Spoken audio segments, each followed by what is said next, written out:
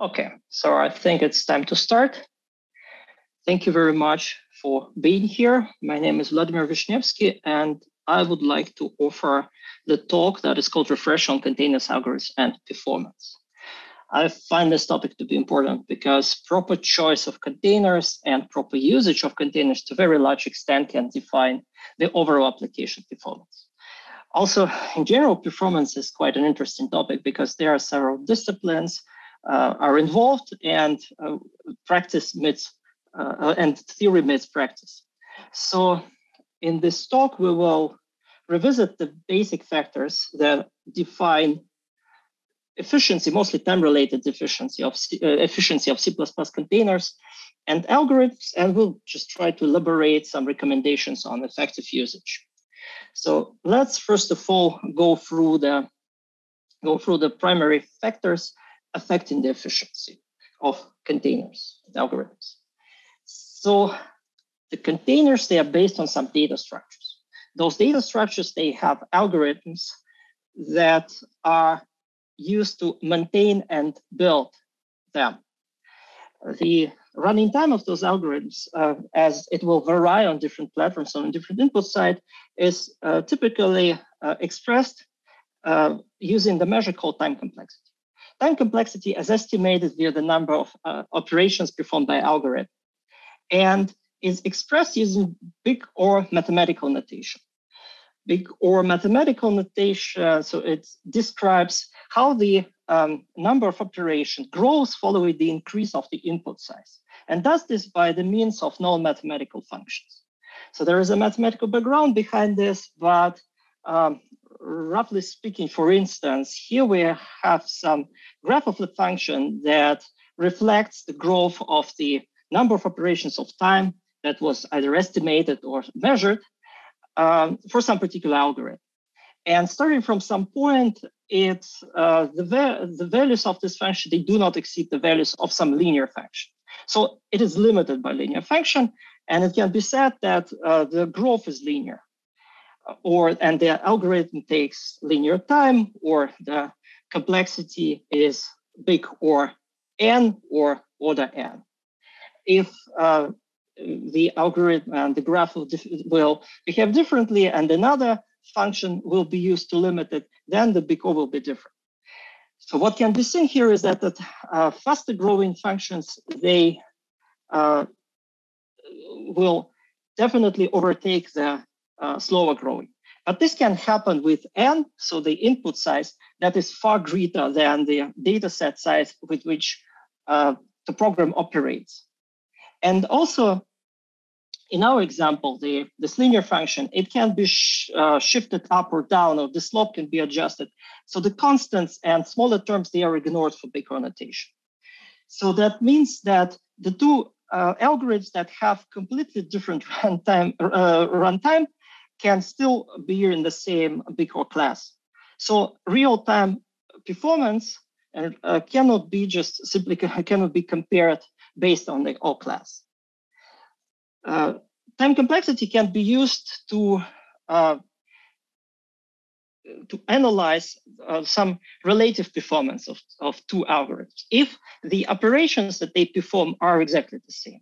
So for example, here there is a swap operation that is performed for every item in the input. And in the second version, there is a nested loop. So for each item in the input, the loop is repeated. So here already from the two items in the input, there are 4 repetitions of the swap operation. This would be slower. So because here we see that the quadratic growth is happening compared to the linear in the former version. So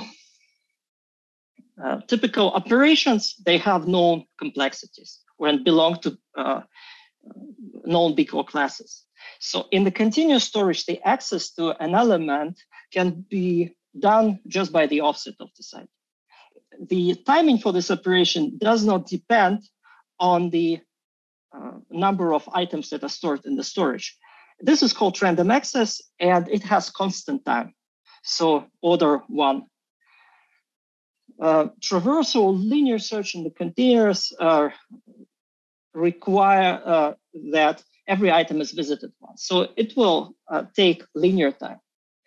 Binary search or search in the binary search tree is designed in a way that the search navigates into the section of the data where the item is supposed to be located without necessity to visit every item. So those algorithms are designed to have logarithmic time. In case of insertion into continuous storage, it is required to shift all the items that are located behind the insertion point. So this will produce linear time and the worst case insertion in the front because all the items will be shifted. Insertion in the linked list. This is the constant operation if the location is already known. So if it is available, because just plugging the item doesn't require any shifts. At the same time, if the location should be found, so there will be some traversal, and this will take linear time. Insertion into balanced search tree. So the balanced search trees are different types of them. They are designed to have logarithmic time for the insertions. That is logarithm of n, and n is the number of items that are already in the tree. Now let's observe how these properties are. Let's observe these properties in real life, and let's do some experiments. So just some information about the setup for the experiments. I am running the benchmarks on Ubuntu, building them with GCC compiler 10.3 with standard container implementation from libstd C++ with highest level of optimization. My machine has 8 cores, and the driver for the benchmarks is Google Benchmark Library. So I would like to mention that the timings, they will vary on different machines. So the absolute numbers, they do not matter that much, but we will observe the trends and relative results. So the first experiment will be iteration through a vector and list that will contain the items of type uint32. The accumulate, we will apply accumulate algorithm to do some meaningful work here, and it will visit every item. So there will be, and accumulate will take linear time. Let's look at the benchmarking results. So here we have by y-axis, there is time, and the input size is by x-axis. So we see that our expectation that they have linear time is actually substantiated by how the graphs look like. At the same time, we also see that list is slower. Let's analyze why list is slower. For this, let's first look into the internal organization of those containers. First, std list. Here, the code is taken from libstd C++ as part of GCC that I'm using for benchmarking. So list is doubly linked list. There is a structure list node base that contains the pointers to next and previous items. It is inherited by the list node, that structure that has already the storage for the item that is stored in the list.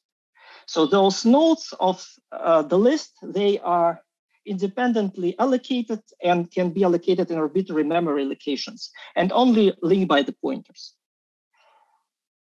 Vector uses a different memory layout. So the items are located in the continuous storage. The continuous storage is handled by the vector impl data structure that contains pointers to the start of the storage and also pointers mfinish and end of storage that bound the populated area of the storage and the whole storage. Mfinish is the one that is returned by the end member function of vector. Why it is important? For several reasons. The first one is cache efficiency, so caches. This is relevant for platforms that have caches. x86, 64, where we're running benchmarks, of course, has caches, but at the same time, many embedded platforms, they do not have cache memory. So cache is a faster and smaller memory that compensates expensive memory access to main memory. It is beneficial for programs that exhibit property of temporal and spatial locality of memory accesses. So that means that the data that the program reaccesses the recently accessed data, or accesses the data that is located nearby in the memory. Will reaccess the memory that is located nearby from the recently accessed.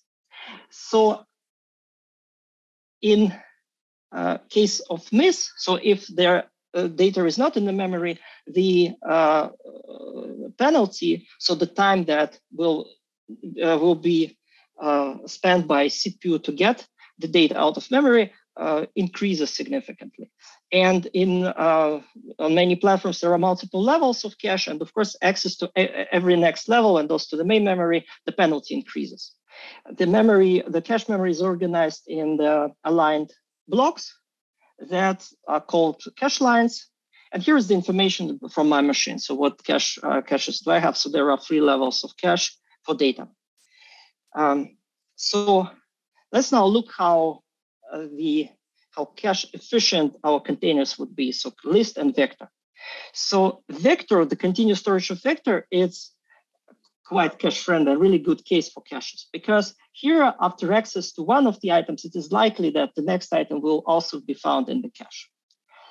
For list, from cache perspective, those nodes are not anyhow connected. And to be transferred into the cache, the node should be accessed.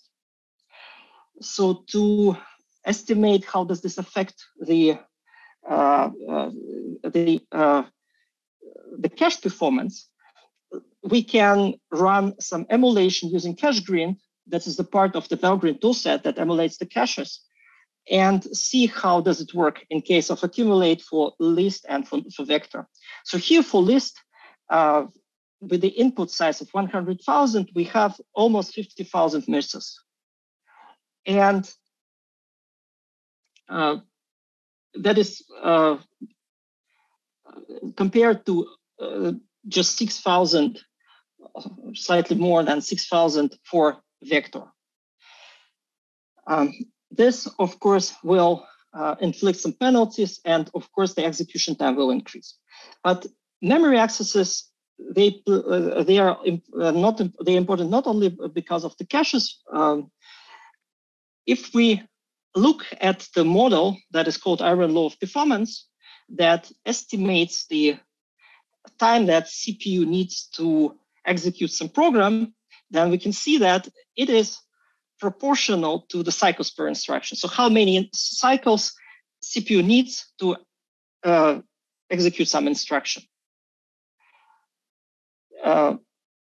Typically, instructions that perform memory access, they have higher cycles per instruction. Let's look now what code is generated for our algorithm accumulate for vector and list access. So on the left, there is vector, and here is a really nice piece of assembly, so we can just analyze it. So here the register array X is dereferenced, and the contents of memory where the content of array X points at is added to a general purpose register L12T. That here acts as accumulator, and array X acts as iterator here.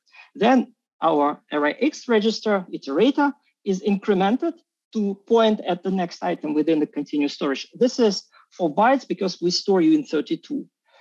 Then there is a comparison with AND, and if the iterator is not equal to AND, it loops back. For the list, the code is different.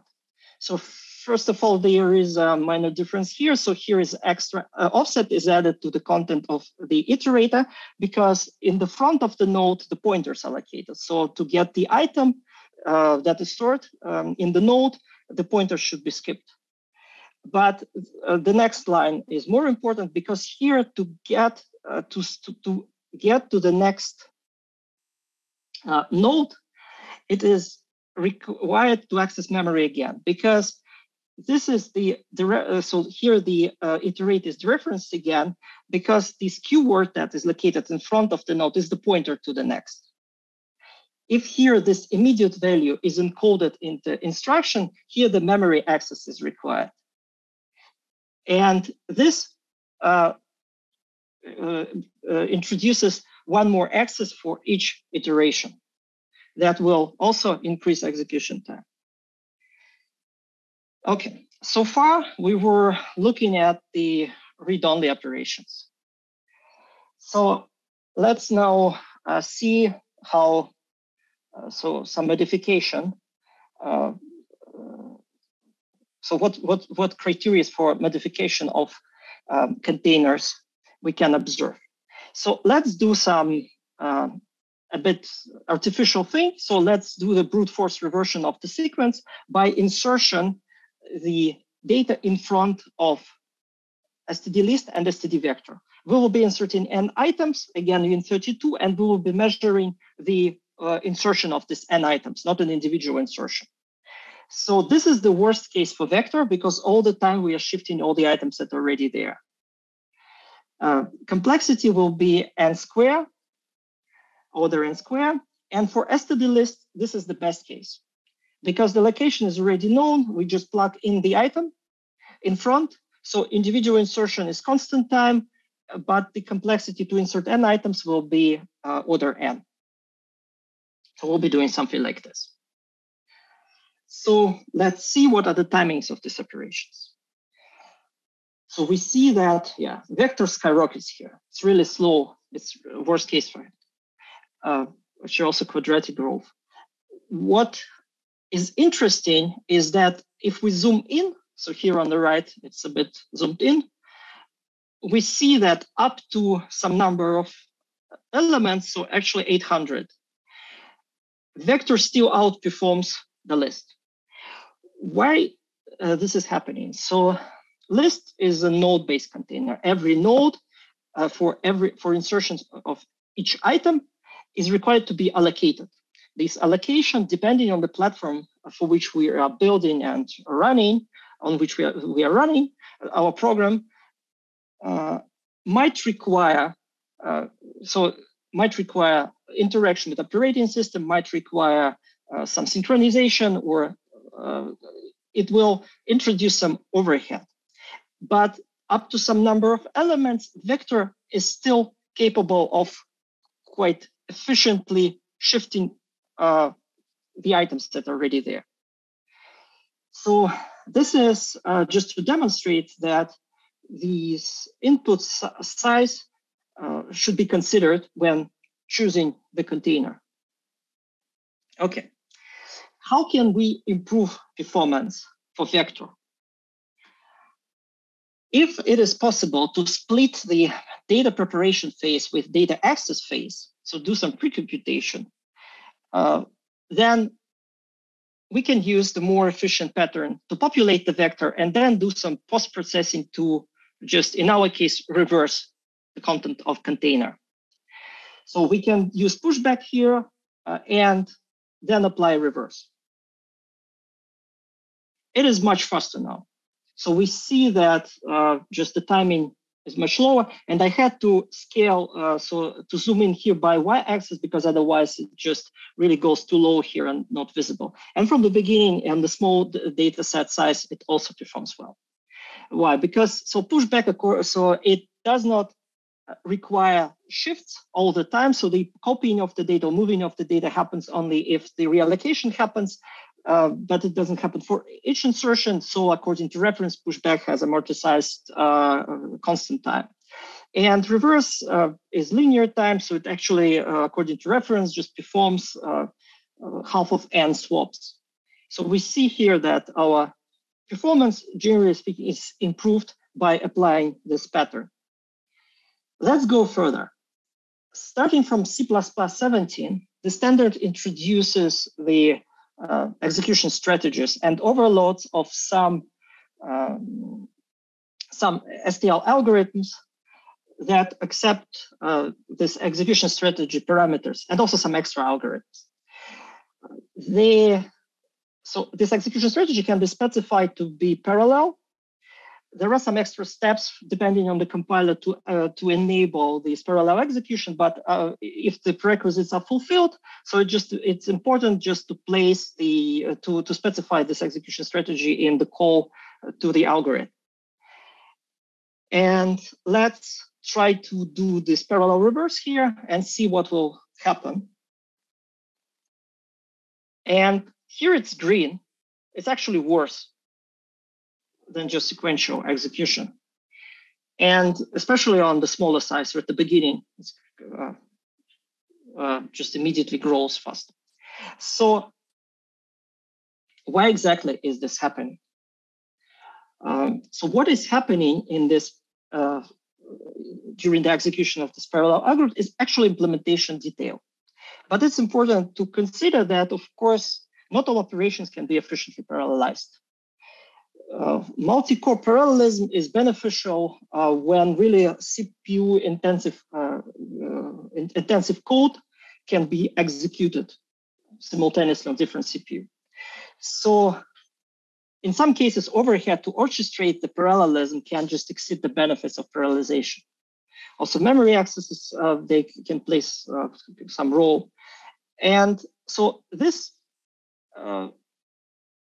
demonstrates that to use the parallel execution, the one should consider and verify that it really brings improvement, but not just decrease of performance. Let's try to do one more experiment. Let's, instead of our Uint32, insert some large object, just blocks of the size 512 bytes. The same, with the same different techniques.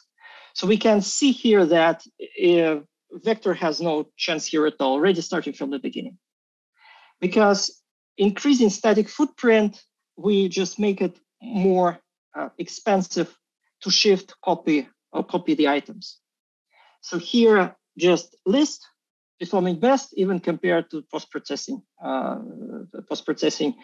technique that gave us the best performance before. Okay, so some short intermediate summary. So we saw that operations with higher algorithmic complexity, they can outperform similarly fast operations for particular data set size. We also demonstrated that if it is possible, according to the use case, if we just populate the container using some performance pattern and then post-process it, this can provide significant improvement of performance. And here I just want to mention again that parallel algorithms, they should be applied with caution, as they can, as we saw, can increase the execution time, and they cannot be just considered to be a drop-in replacement. So their introduction and their application should be, of course, verified.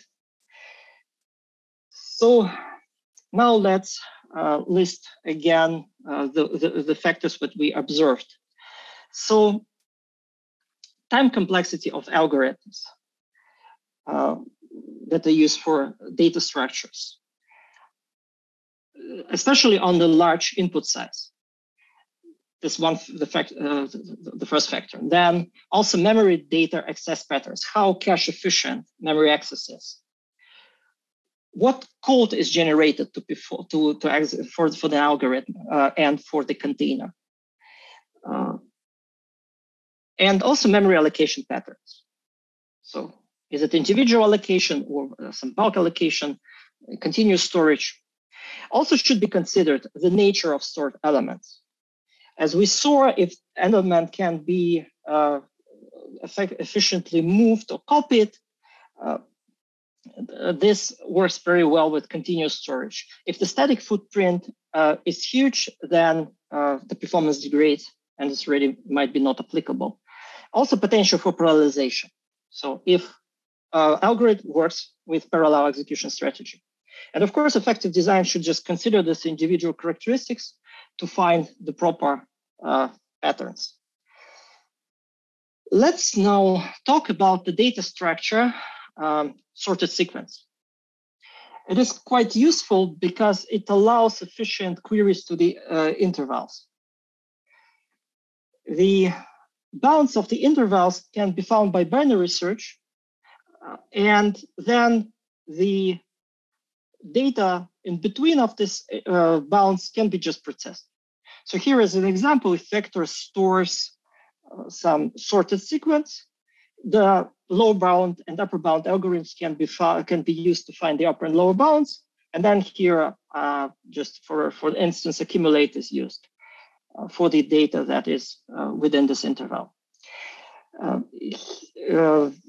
STD set, so these tree-based containers from the and other tree-based containers from the standard library, they maintain the sorted order already. So the lower bound and upper bound are member functions of these containers. And in this case, so algorithmic complexity is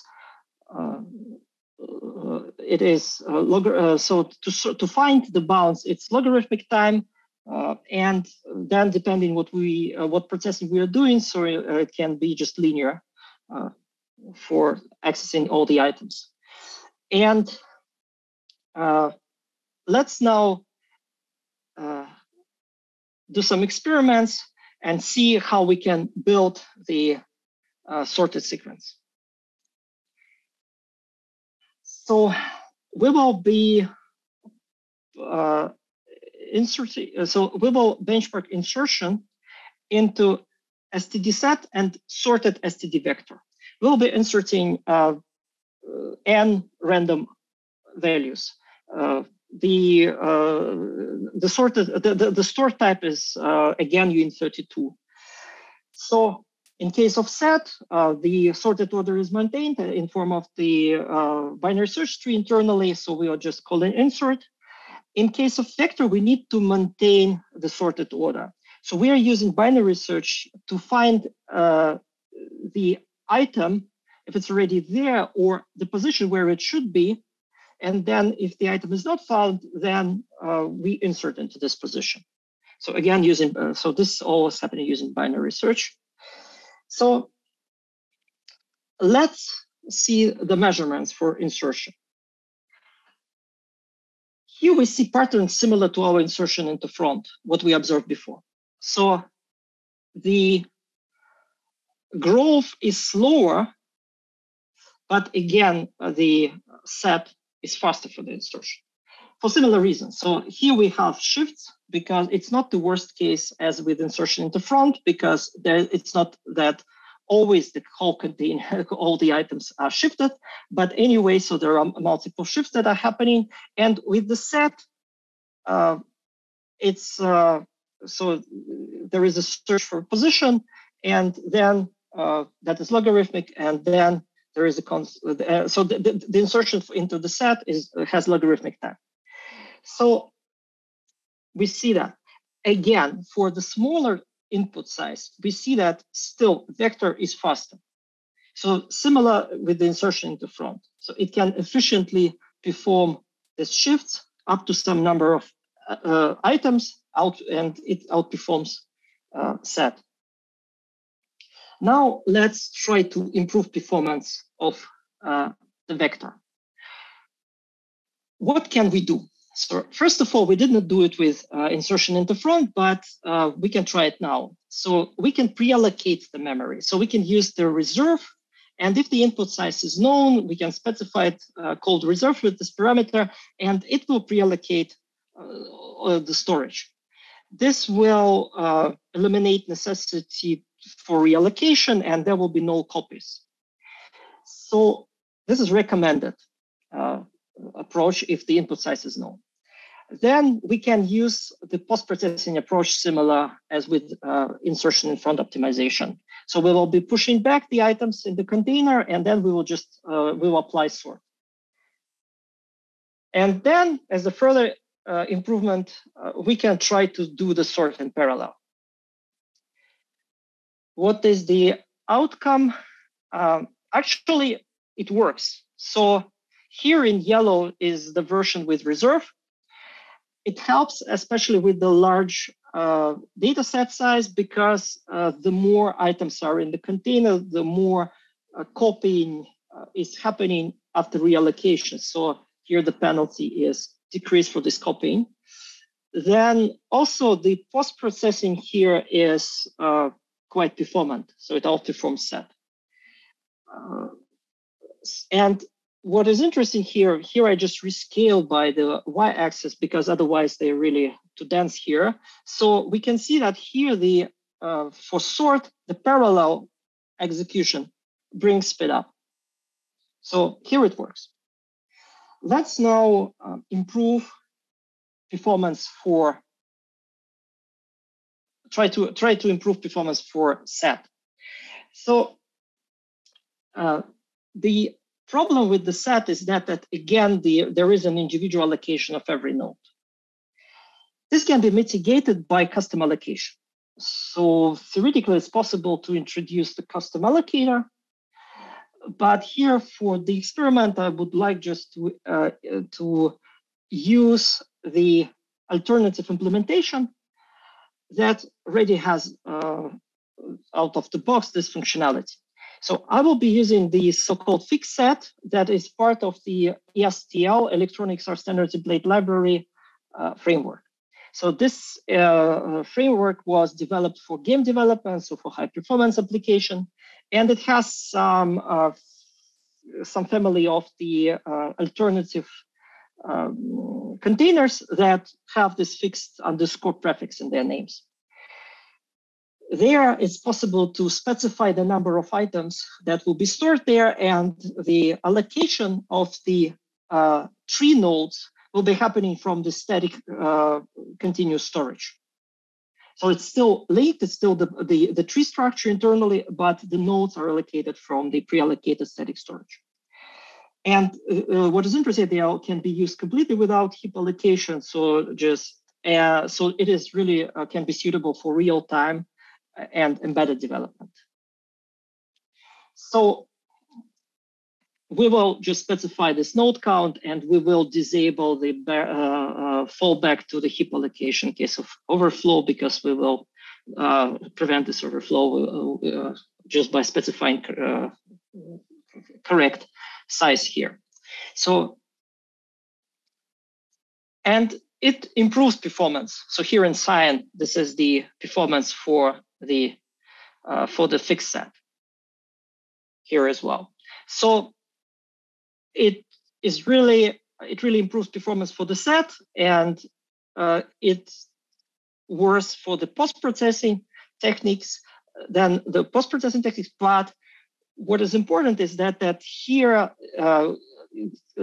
just if the set is used, it doesn't require to have this separation between data preparation and access. So all the items are always in the sorted order, so they can be accessed. So yeah, now what we saw is that with the sorted vector, we maintain the sorted order using external algorithms and basically implementing this by ourselves, this maintenance of the sorted sequence. There is an alternative to that.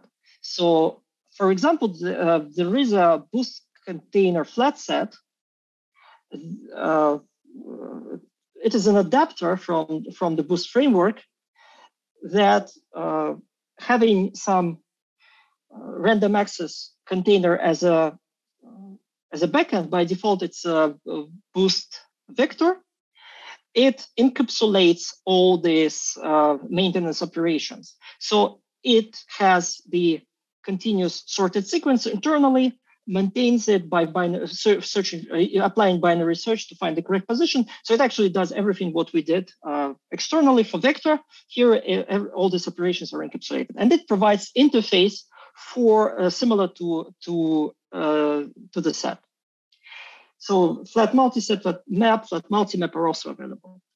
So it is also quite important that there is a possibility for those containers to either extract these storage that is the backend storage that is used by this adapter, or just create it independently, then populate it. And if the client code guarantees, so here just using this external sort, populate it efficiently with pushback, then apply sort here, for instance, then if the client code guarantees that the order within the sequence is sorted, then the sequence will be just consumed without extra sorting and without extra processing within the container. So it is possible just to prepare data and then inject it into the container and then use the proper set interface for memory for access. Just one remark. So I'm using here on the graphs of I shortened it, so boost flat set, but it's not correct fully qualified name because it's boost container flat set. So it's part of the boost container library. So let's now, the next operation that we can perform on a unsorted sequence is search. Let's now see how search works and what is the performance of the search. So if we search in the sorted sequence, again, we are searching using the binary search for the continuous storage. By the way, here I switched to the flat set instead of sorted vector. The timings are similar as the implementation is similar. And I will be just using it instead of the sorted vector here further. So in case of continuous storage, the binary search is used instead of, in case of set and fixed set, the search within the binary search tree, that internal tree is used. So the search in the continuous, the binary search in the continuous storage is more efficient. So we see that it is faster. Mostly due to random access.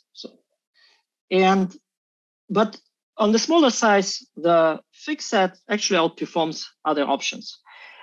So just one is, again, a reminder that for particular data set size, application of different containers should be really checked and measured and just profiled, maybe to make sure that this is the most efficient container for this particular problem.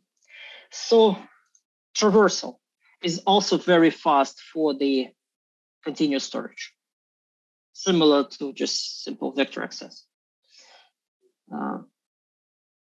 Deletion. Deletion, similar to insertion, is slow because there is need to shift all the items when one item somewhere from the container is removed. The items should be shifted to the front. So the items. So this is the problem, but it can be mitigated to some extent. So the best option would be just not to delete, if it's possible, of course, but at least it's possible to mark the items to be discarded. And if it's possible, not to delete them at all, or delete them in bulks when some threshold is reached. So here, for this particular technique, I'm switching to flat map as just a simplest solution here, where the key will be the item, so our value that we store, and Boolean flag will be used as value here in this map. Then it will be possible to mark the item to be deleted. So if the value will be true, and then when threshold reached, the items can be removed using erase remove idiom. That is recommended way to remove items from the continuous storage. Remove if in one single pass will move all the items to the end of the storage, all the items that fulfill this condition specified by the predicate, and then erase will just free the space, free the storage. So if we do this, if we set up the threshold to be 100 items, then this boost flat map that we used, it's green here, significantly reduces the deletion time. So should be considered, but it will introduce some overhead. So we will need to make some form of the trade-off. It will, for insertion, it will be slower, because here the item that is stored becomes just bigger. And so we see that the insertion time increases. With traversal, some extra code should be executed to determine if the item is discarded or not. So here for accumulate, we do not add the value if the item is discarded. So it will be also slower. So here, green on the smaller, and here it's also a bit, quite dense, but green is goes here a bit on top of red graph. So this is this should be considered. If the sorted order is not required, then it is recommended, and the focus is on the insertion, deletion, and search operations, then it is recommended to use unsorted hash-based containers instead. So they are designed to have constant time for those operations, for insertion, deletion, and search. So they are built on the principle that that the position within the data structure is determined by applying hash function and modular. Then all the items that are directed into the same position are grouped together for so-called collision resolution, either in some independent memory block or in line in the continuous storage, and then the search works in a similar way. So the position is determined, and then the lookup happening with the key comparison. So those two different approaches. The former approach is used.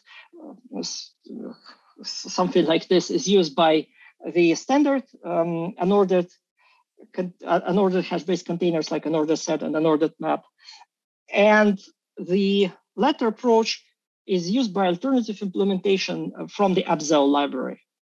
The Abzel is the framework that is maintained by Google, and it has several alternative containers that can be, in some cases, considered as a drop-in or nearly drop-in replacements for the standard containers that are focused on performance. So let's compare performance of those unordered containers with our sorted containers. Yeah, so the insertion is actually much faster, because here we see that we have, for example, for an ordered set or for Abzel flat hash set. So it's orange here, it's this one, and an ordered set is cyan. So they perform very well. So here this the green one is this parallel post-processing sort that actually requires the data preparation. So in case of search, they also perform really good because of the constant time, and they can determine the position fast. So here the unordered set is slightly slower than Abzel. So Abzel provides additional performance improvement. But what is interesting here that the standard set doesn't work really. So the timing here, at least in my measurements, is not really good for the smaller data set size. So this should be considered. Abzel works. So here it is orange. It works really well from the beginning. So traversal, for those containers are not optimized for traversal, but they also perform quite well. So here assign for std unordered set and orange for upsell. So they provide quite good traversal performance. And deletion as well, so works also quite good. So I had to just, here it's quite dense again, but we can see that the cyan and orange are really best performers here. So with the upsell, performance better. But on the smaller size, the standard, again, doesn't perform really well. So it's really slower than other participants of our benchmark, especially here, up to 100 elements, something like this. Okay, let's now, after we just reviewed some individual characteristics of different containers and different techniques, let's now just, using some case, elaborate some approach to optimize the solution for a problem. So the problem is that we have add records that contain the strings, some labels. Those labels, there's string labels. Those labels, they are not unique, and the number of distinct labels is significantly smaller than n. And it's required to count the records that are located within the range based on lexicographical comparison. The simple and straightforward solution. So here we have record with the label, and the straightforward solution would be to go through, iterate through all the items, and just actually apply count if, and specify predicate that will be just doing this comparison of the strings based on this overloaded comparison operators here. So this would be our base case, base measurement for further optimizations. So here we see that this grows linearly, and let's see how we can improve it. So first of all, we already saw that extra memory indirection introduces some overhead. String where we store the label, so it stores, there are some small string optimizations, but in general, so it stores the characters in some allocated space, and access to the space requires indirection. Let's try to store this character inline and use for this the fixed string class that from the ASTL framework that we used before. So here we specify that our label string is used instead. We need to specify the maximum size. So we need to know it. If we cannot know it, then this solution is not applicable. If we also if the increase of the static footprint of the record is also not acceptable, then it also would not work. But if we can use it, then this is just the change that we need to apply, because everything else, so the fixed string is fully compatible with the string in terms of the interface. So let's see what will change. Actually, the performance is better, especially on the large input sets, so on the large N. So there is no memory indirection. The characters are stored in line in our continuous storage. So there is no need to provide extra indirect memory accesses. Up to some number of elements, so our trivial approach still performs better. So requires some further investigation why this can be. Also can be some outliner here that affected this. Let's use some pre-computation and eliminate necessity to compare strings. So we can collect all the labels we can sort them and assign the identifiers that will correspond to the position of the label within the sorted order. So just map string to some uint32 that will correspond to the position in the sorted within the sorted sequence. So for this, we can use for lookup and resolution of the ID. We can use our unordered hash-based containers, and then the implementation will look like this. So there will be, so for our ranges, we need to find the identifiers of the labels, and then apply the same code, but here the comparison will be happening already for uint32. So we will measure two implementations with an ordered map and flat hash map. So from Abzel.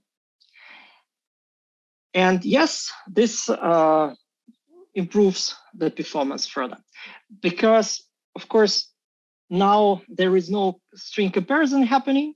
The lookup is fast, so it's happening in constant time. And then the necessity to compare the strings, so multiple chars, is not there anymore. So here, this for Abzel, the smaller input size is, the more impact the lookup time for the ID has, because it's done one time for the bounds, and then it is just already not visible as soon as the n grows. So further implementation. Let's use sorted sequence. We discussed that this is a good data structure to work with intervals. So let's place the records into sorted sequence, use flat multimap for this. And here we will also try two different implementations, one with std string as the key, another with the fixed string as the key. So we will then use lower bound and upper bound to find the ranges, to find the bounds. And here we can use std distance. What is interesting is that using distance here, it reduces the time complexity for this algorithm, because we do not need to scan the items anymore, and distance takes constant time for the iterators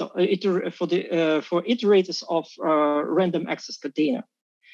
So we find the bounds in logarithmic time, and then we use constant time. So in our constant time operation, so it becomes constant time operation to find the number of records. This requires preparation of the sorted sequence, but we saw what we should do to build it and what trade-offs we need to accept. So it improves the performance. So here I had already to rescale y axis again, because the performance is much better, and those graphs are becoming already dense. So again, so the orange is just here a graph is with the string as the key, boost flat map, flat multimap, and boost flat multimap with the fixed string as the key is slightly better. Also on the smaller size, I think. Yeah. So here, flat multimap, it's cyan here. Yeah. So the further step that can be done. Let's now combine all the previous approaches that we did. We use the sorted sequence, but instead of the string key, we use our ID identifier that corresponds to the position in the sorted order, and completely eliminate necessity to perform the string comparisons to find the bounds.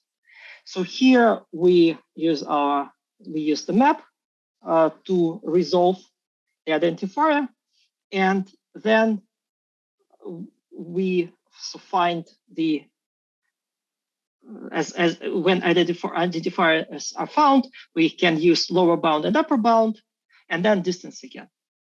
So constant time operation, logarithmic time operation, then constant time again. And no necessity during the search, during the binary search within the sorted sequence to perform string comparison. So far, this is the best performing solution because the structure is flattened. There are no memory indirections happening. Then also there are efficient containers are used to quickly find the bounds and then to count the items. So here from the beginning, it has better performance. Okay, so some summary for this container combination case. So we saw that minimization of memory indirection by flattening data structures, so it can improve performance.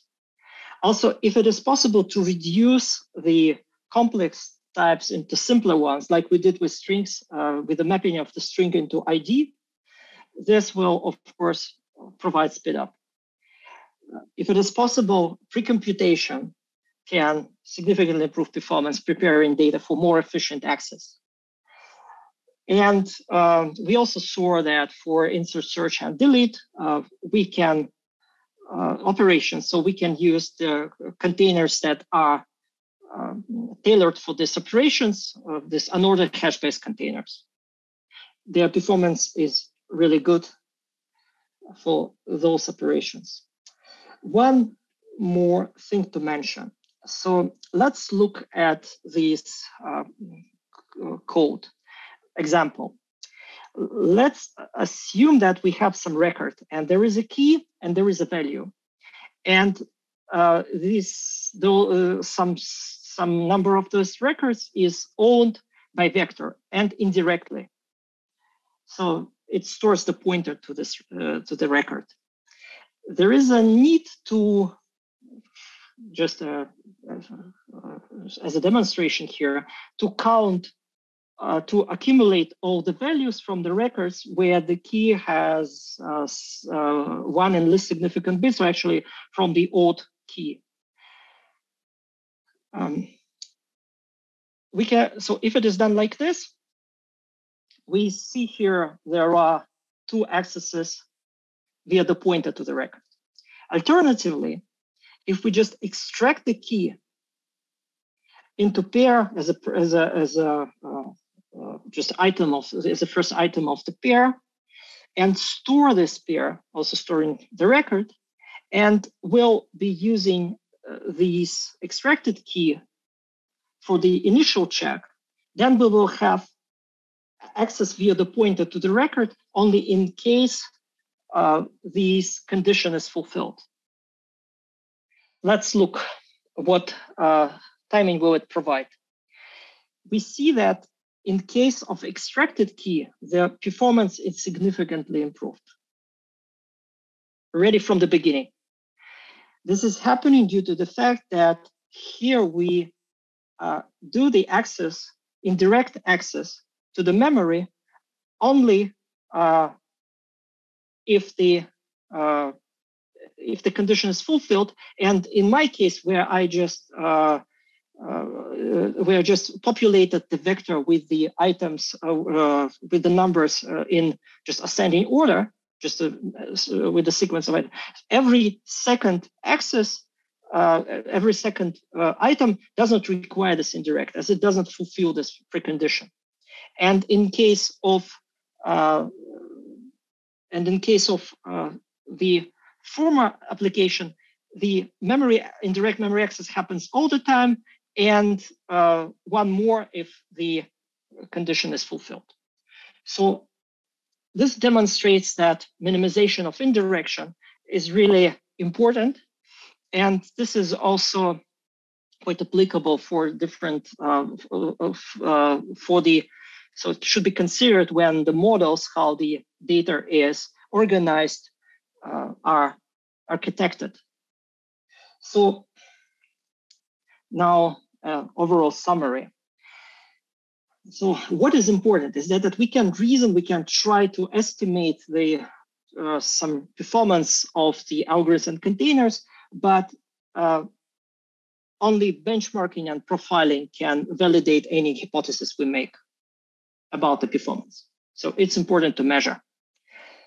Also, third-party containers, they should not be neglected. There are several stable frameworks that introduced almost drop-in replacements for some standard containers that have better performance. Of course, combination of performance, if necessary, can really mitigate the downsides of some of the containers. If it is possible, separation of data preparation and that data access can be used to use more efficient patterns and provide the data in the form that can be more efficiently accessed. And want to emphasize this one more time. So the parallel algorithms, they should be considered as they can provide speed up, but their impact should definitely be evaluated.